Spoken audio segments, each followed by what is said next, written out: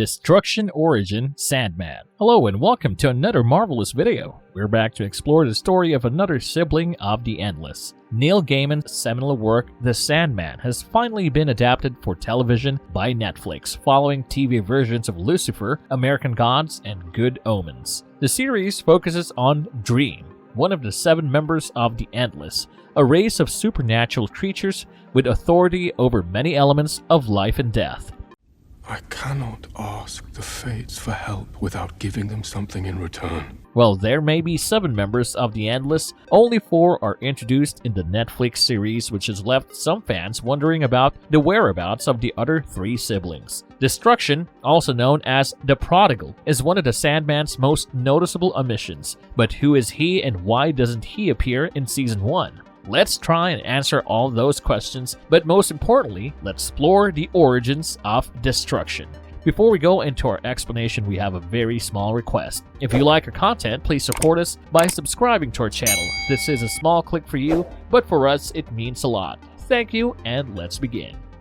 The history of Destruction explored. Shortly after the cosmos was created following the births of his older siblings, Destiny, Death, and Dream, Destruction of the Endless was born. Throughout the series, he is referred to as the Prodigal, a reference to abandoning his realm. Destruction, like his siblings, is neither a deity nor a living being. He is the very definition of destruction, the most excellent agent of transformation, and he accomplishes his goal of destroying to create new things. Although he is Dream's younger brother, in many respects he is wiser and more cognizant of the Endless's role in the cosmos. He acts as the other siblings' big brother, mediating disputes, providing solace to those going through difficult times, and showering despair with love and affection. Olethros is his other name. In appearances from older periods, he is portrayed donning military garb, such as a musketeer's uniform or plate armor. Still, when appearing in more modern eras, he is seen donning vibrant clothing without a clear theme. He starts wearing his hair in a ponytail when Delirium and Morpheus run into him, and he has a talking dog named Barnabas. Although he maintains his own gallery, there is no symbol in the galleries for him, because he disregarded his obligations. His sigil is a sword. Around the beginning of the 17th century, Destruction abandoned his domain and duties. This was due to the beginning of the human age of reason, which would ultimately result in the development of the atomic bomb.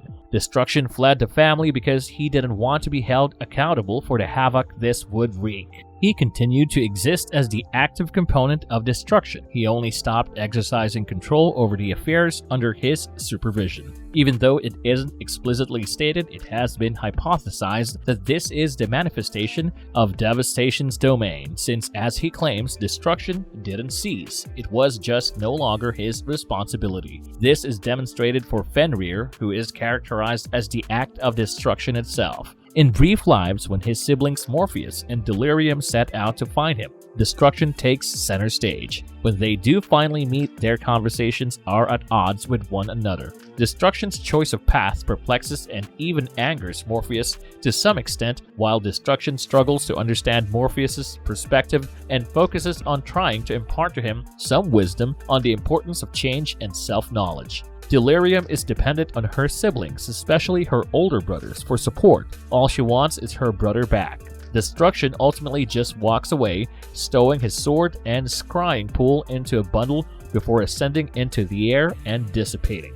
Destruction is self-obsessed in the best way. After renouncing his obligations, he focuses only on trying to understand and control his own nature. This is shown in his conscious effort to defy his own fundamental nature and create instead of destroying. He is depicted at various points writing in different poetry, painting in different pictures, cooking in different meals that the intended recipients do not consume, and making Greek coffee that Delirium is unable to enjoy properly. Several characters criticize him as being a terrible artist. Death's assertion that everyone can know everything is perhaps what inspired Destruction.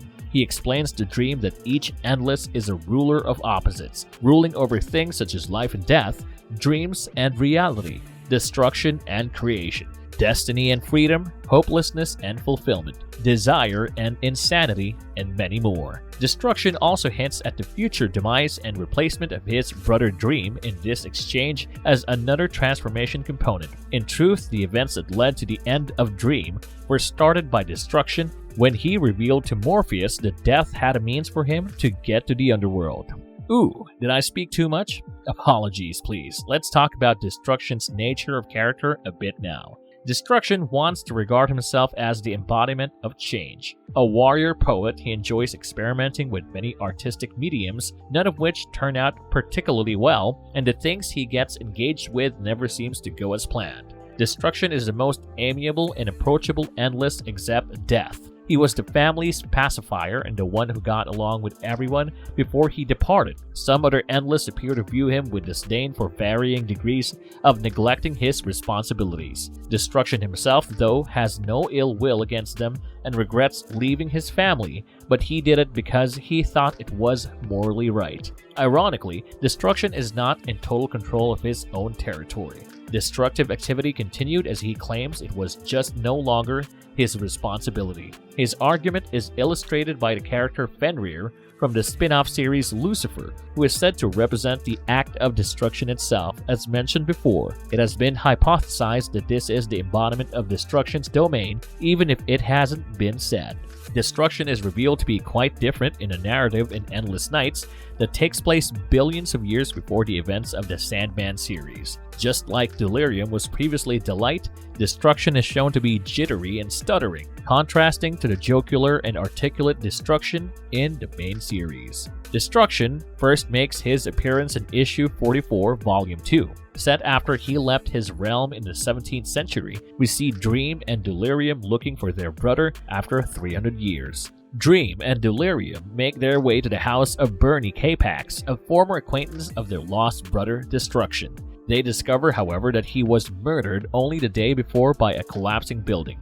Danny, his son, was so horrified by what he saw in his father's locked office that he began drinking and is now pretty inebriated. He brings the duo down to the office to show them that his father had a life comparable to that of a spy or burglar. He has no idea his father has been alive for about 1,500 years. In this issue, we don't see Destruction in the present, instead we see him in retrospection. In the Dreaming, Dream communicates with Lucien. Despite his lack of desire to find his brother, Dream knows that there is a power aiming to keep them from finding him. He requests that Lucien checks into it for him. Lucien said he hopes they locate Destruction since he was a well-liked and respected man. Dream recalls speaking with his brother long ago. He was going around the streets with the Corinthian when he was approached by Destruction. Dream grabbed a thief by the arm and demanded that his Dreamstone be returned to him. Dream informed the pickpocket that he would have nightmares about the occurrence until he was hung and that visions of his own death would color his destiny until he was hanged. Finally, the guy relinquished the stone. Destruction stated that the threats were unnecessary in order to reclaim the stone and that times are changing. To explain this, he brought Dream to a college where professors increasingly relied on logic and science. A scientist was doing vivisection on an orangutan at this specific college. Destruction indicated that there would be a revolution in man's mentality that would place reason first and that the chaos of destruction would be unnecessary. In this way, he foretold his own resignation from his position. Destruction makes his next appearance in issue number 46. We see Destruction in the present day trying his hand at poetry in his hiding location 300 years after giving up his realm. His attempts are not particularly successful. He is not alone. His dog friend Barnabas is beside him as an honest critic of his work. Destruction explains that he has never met his family, which is why he is so concerned in response to Barnabas's confusion. In order to avoid giving himself away to his younger brother, Destruction says he no longer dreams. Dream chooses to end the search for Destruction after having traveled across the nation and seeing the passing of yet another individual on Delirium's list of Destruction's acquaintances. As a result, his sister is quite angry with him, but he steadfastly leaves her alone and returns to the Dreaming. When Dream comes back, he confines himself in his royal room and shuts most of the Dreaming's entrances. Then he expands the Dreaming to include a new area. He tells Pharamond that his time on Earth is up and apologizes for putting his employee Ruby at risk.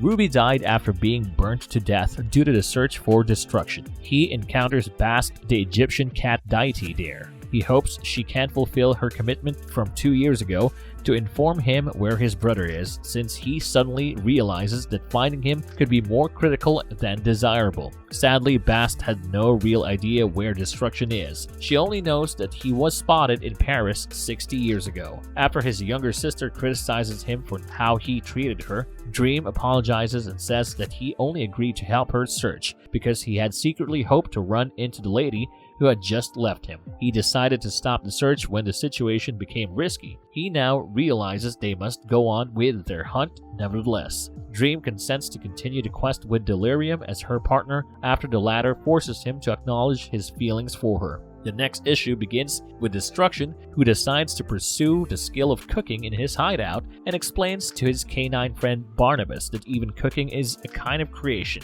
Barnabas observes that the sculpture outside is little more than a block of marble with holes and expresses little excitement or optimism for Destruction's capacity to prepare food.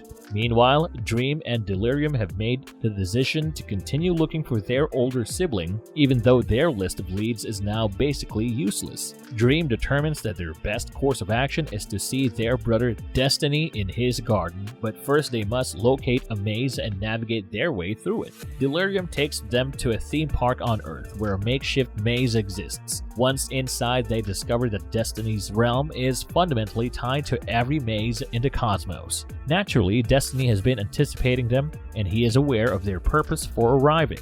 He suggests they stop looking for destruction, but he already knows they won't. Destiny hints cryptically that Dream will suffer consequences if he pursues destruction, but he is unable or unwilling to elucidate. Finally, Dream can only learn from Destiny that they require an oracle who can predict the endless. They only know of one such prophet, Dream's own son Orpheus, whom he has already vowed never to see again. Dream and Delirium arrive on the Greek island where Andros Rodokanakis and his family are manning Orpheus's shrine. After some hesitation, Dream unwillingly converses with his son, while Delirium amuses herself by Johanna Constantine's gravestone. After some time, Dream returns with the information they were looking for, while acknowledging that it wasn't free. The two are transported by Andros' son Chris in a rowboat to a nearby island, where Destruction it turns out, has been residing for some years. Destruction finally welcomes his siblings into his house for meals, conversation.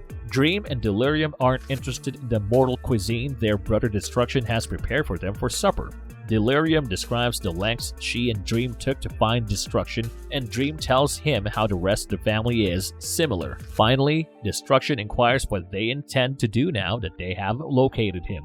Delirium believes he will return with them and resume his position. Dream reveals that he came out of honor after witnessing the death of a mortal called Ruby due to their hunt. According to Destruction, Dream's thoughts towards Ruby indicate that he has evolved drastically over 300 years. Eventually, he concedes that Ruby's fate was most likely the consequence of the safety precautions he put in place when he departed. Destruction justifies his decision to leave by saying that the Endless are not the servants of the lands they rule. Destruction happens with or without him, and in the 300 years after he went, it has undoubtedly happened without his influence. They are all only one half of a two-sided coin too. There cannot be creation without destruction. There can be no hope if there is no despair. Perhaps there cannot be a reality without a dream. Destruction laments the idea that he will have to go once more in order to get away from his family. Before leaving, he ties up his sigil, a sword, in his handkerchief. To make up for the fact that he won't return with them, he leaves his dog Barnabas to Delirium. He says goodbye to each of them before heading out into the stars. What makes Destruction so powerful? Destruction is one of the 7 Endless, who are inconceivably strong and almost immortal beings. Destruction is both the Lord of Destruction and the personification of all destruction and creation. He has control over both the act and process of destroying and the act of creating, inventing, or manufacturing. Destruction is ubiquitous on Earth at all times, although generally not in a form apparent to people. Destruction may alter his appearance and dress, as well as move immediately any place in the mortal realm where humans die and live.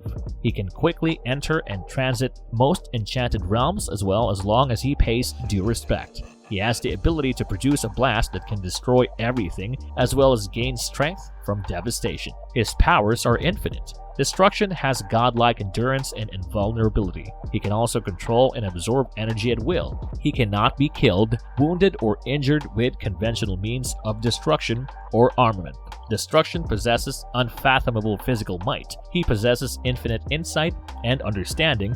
With only one finger, he can smash a massive asteroid and raise the largest mountain.